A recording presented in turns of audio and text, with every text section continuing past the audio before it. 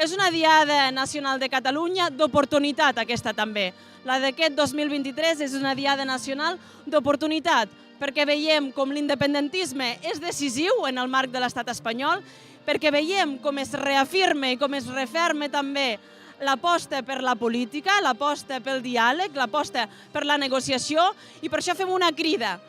especial a la resta de formacions polítiques per treballar amb la màxima coordinació, per treballar amb la màxima complicitat, per defensar aquells objectius que treballem i que volem acomplir, que és la independència del nostre país, que és la República Catalana, i més en concret, treballar per aconseguir l'amnistia i, per tant, que s'acabi aquesta repressió que ha patit l'independentisme i que pateix encara l'independentisme, l'autodeterminació, poder pactar el quan i el com celebrarem un referèndum d'autodeterminació, d'independència al nostre país,